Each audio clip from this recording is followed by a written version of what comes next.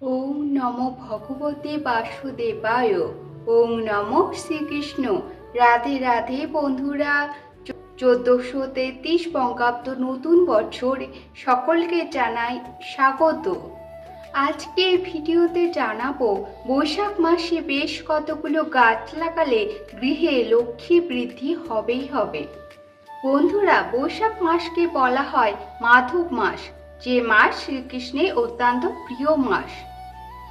স্বয়ং শ্রীকৃষ্ণ স্কন্দ পুরাণে এই গাছগুলির কথা উল্লেখ করেছেন বন্ধুরা। এমনকি স্কন্দ পুরাণেও এই গাছগুলির কথা বিশেষভাবে উল্লেখ করা হয়েছে বন্ধুরা। এই মাসে যে সমস্ত বৃক্ষগুলোর নাম বলবো তার মধ্যে একটিও যদি তোমরা রোপণ করতে পারো বন্ধুরা, তবে অশ্বমেধ যজ্ঞের সমান ফল দেবে। এই সমস্ত গাছ গৃহে থাকলে সর্বদা লক্ষ্মী শ্রী বজায় থাকে বন্ধুরা। আজ এই ভিডিওতে যে সমস্ত গাছের কথা উল্লেখ করব বন্ধুরা, তার মধ্যে যদি তোমরা একটাও এই বৈশাখ মাসে লাগাতে পারো তবে গৃহ, মন ও শরীর সমস্তই ভালো থাকবে বন্ধুরা, এবং গৃহে সর্বদা ইতিবাচকতা বজায় থাকবে সারা বছরের জন্য বন্ধুরা। আমাদের গৃহ সারা বছরের জন্য সুখ সমৃদ্ধি বজায় থাকবে বন্ধুরা। তাই বন্ধুরা, এই ভিডিওটি সম্পূর্ণ দেখবার অনুরোধ জানাচ্ছি। সম্পূর্ণ ভিডিওটা দেখতে থাকো এবং তোমাদের নতুন অনেক কিছু তথ্য আমি দেব এই ভিডিওতে। রাতে সায়ন্তনী ঘরকন্যায় তোমাদের সকলকে জানাই ওয়েলকাম। বন্ধুরা, সবার প্রথমে আমি যে গাছটির কথা বলবো সেটি হলো পারিজাত। এই গাছটিকে বলা হয় স্বর্গের গাছ। এই গাছটির পরিচিত নাম হলো শিউলি ফুল গাছ। বন্ধুরা, তোমরা সকলেই জানবে শিউলি ফুল গাছ। শাস্ত্র মতে এই গাছটি সমুদ্র মন্থনের সময় উঠে এসেছে। শিউলি ফুলের গন্ধে স্নায়ু শীতল হয় এবং খুব গভীর ঘুম আছে। এটি বাড়ির উত্তর বা পূর্ব দিকে লাগাও, এতে বাড়িতে লক্ষ্মী থাকে। অলক্ষ্মী কখনো ঢুকতে পারে না গৃহে বন্ধুরা। তাই বাড়ির আঙিনায় এই গাছ লাগাও বন্ধুরা। কথিত আছে স্বয়ং শ্রীকৃষ্ণ এই গাছ স্বর্গ থেকে মর্তে এনেছিলেন। বলা হয়ে থাকে নিষ্ঠা ভরে যদি আমরা কখনো গাছ লাগাই তাহলে অশুভ কোনো শক্তি আমাদের গৃহে প্রবেশ করতে পারে না। দ্বিতীয়ত যে গাছটির কথা আমরা বলবো তা হলো গন্ধরাজ বা জুঁই ফুল গাছ। জুঁই ফুলের প্রচণ্ড সুগন্ধ। এই সুগন্ধিত ফুল মা লক্ষ্মীর প্রচণ্ড প্রিয় বন্ধুরা, এবং তার সঙ্গে আমাদের মনে প্রশান্তি বৃদ্ধি করে থাকে। উত্তর দিকে বা বাড়ির বারান্দায় এই ফুল গাছ তোমরা রাখতে পারো বন্ধুরা। কথিত আছে যে বাড়িতে বা গৃহে এই গাছ থাকে সেই বাড়িতে অশান্তি কখনো আসতে পারে না, অশান্তি কলহ দূরে থাকে বন্ধুরা। জুঁই বা গন্ধরাজ ফুল শুধুমাত্র শখের ফুল নয় বন্ধুরা, এটি শ্রীকৃষ্ণের প্রিয় ফুল এবং শ্রীকৃষ্ণের প্রেমের প্রতীক। বাড়িতে এই গাছ লাগানোর ফলে কোনো রকম অশুভ শক্তি আসতে পারে না, বরং শ্রীকৃষ্ণের আনন্দময় বৃন্দাবনের পজিটিভ এনার্জি গৃহের এক কোণে বাসা বাঁধবে। এরপরে যে গাছটি আমি তোমাদের সাথে শেয়ার করব সেটি হলো আমলকি গাছ। এই গাছ যেখানে থাকে সেখানে কখনো অভাব প্রবেশ করতে পারে না, কারণ বাবা নারায়ণ এবং মা লক্ষ্মী স্বয়ং একসঙ্গে এই গাছে বসবাস করেন। উত্তর পূর্ব দিকে এই গাছ থাকলে সব সময়ের জন্য মন সতেজ থাকে।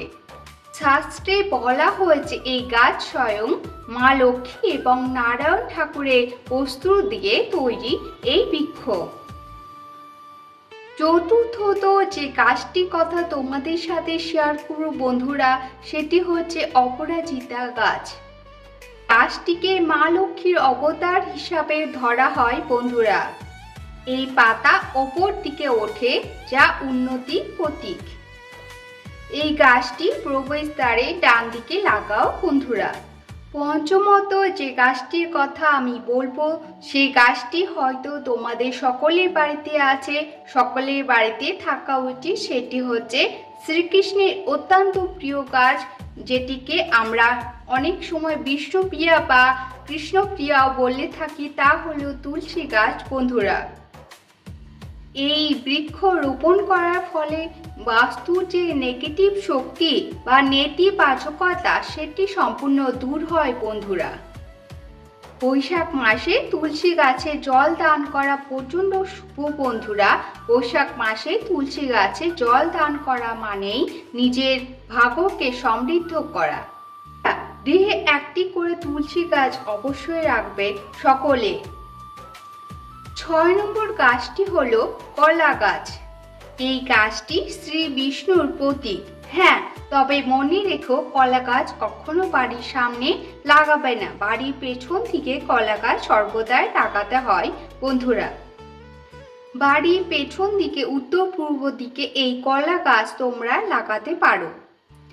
7 নম্বর গাছটি হলো শমী গাছ। শাস্ত্রে বলা হয়েছে যে অর্জুন দশমীর দিন এই গাছটিতে তার অস্ত্র লুকিয়ে রেখেছিলেন, এবং এই গাছটি তোমরা উত্তর পূর্ব দিকে অথবা ছাদের এক কোণে লাগাতে পারো। বন্ধুরা, এরপরে যে গাছটির কথা বলবো সেটি হলো রক্ত জবা গাছ। মা তারা এবং মা কালী যেমন এই ফুলটি অত্যন্ত পছন্দ করে বন্ধুরা, তার সাথে সাথে বাস্তু মতে এটি সূর্যদেবের প্রতীক মানা হয়ে থাকে। বাড়ির পূর্ব দিকে এই জবা গাছ লাগানো থাকলে গৃহের গৃহকর্তার সামাজিক প্রতিপত্তি অনেকটা বৃদ্ধি পায়। বন্ধুরা, এরপরে গাছটি হলো পাথরকুচি বা অ্যালোভেরা গাছ। বন্ধুরা, অ্যালোভেরা গাছের অপর নাম ঘৃতকুমারী। বাস্তু মতে এই গাছটি গৃহের পূর্ব উত্তর দিকে রাখা যেতে পারে। এই গাছটি গৃহে থাকার ফলে সকল মানুষের শারীরিক অনেক উন্নতি হয়। বন্ধুরা, এর সঙ্গে শ্বাস প্রশ্বাস দীর্ঘায়ু হয় এবং গাছটি থেকে প্রচণ্ড পরিমাণে অক্সিজেন সরবরাহ হয়ে থাকে।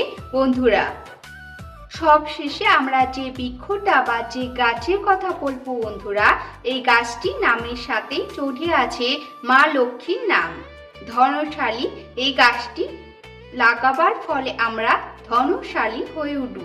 এই গাছটির নাম হলো মানি প্ল্যান্ট। বন্ধুরা, এই গাছটিকে তোমরা গৃহে ইনডোর প্ল্যান্ট হিসাবেও রাখতে পারো। এই গাছ লাগাবার ফলে গৃহে যেমন সুখ সমৃদ্ধি অনেক বৃদ্ধি হবে, ধন সম্পত্তি বৃদ্ধি হবে, তার সঙ্গে এই গাছের পজিটিভ এনার্জি আমাদের সারা গৃহে ছড়িয়ে পড়বে। বন্ধুরা, এই গাছটিকে দক্ষিণ পূর্ব কোণে অর্থাৎ অগ্নিকোণে রেখো। বন্ধুরা, এই গাছটি সর্বদাই গৃহের আর্থিক ভারসাম্য বজায় রেখে থাকে।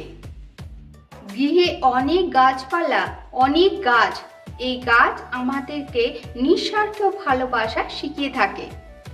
যে সকল 10টি গাছের কথা আমি আজকে এই ভিডিওতে শেয়ার করলাম, তার মধ্যে অন্তত একটি এই বৈশাখ মাসে তোমরা রোপণ করো। বন্ধুরা, প্রকৃতি তোমাকে 10 গুণ ফিরিয়ে দেবে, এটি হচ্ছে বাস্তবতা। বন্ধুরা, ভিডিওটি কেমন লাগলো অবশ্যই জানাবে। আশা করি ভালো লেগে থাকবে। ভালো লেগে থাকলে তোমরা অবশ্যই তোমাদের প্রিয় মানুষগুলোর সাথে এবং আত্মীয় স্বজনের সাথে শেয়ার করো।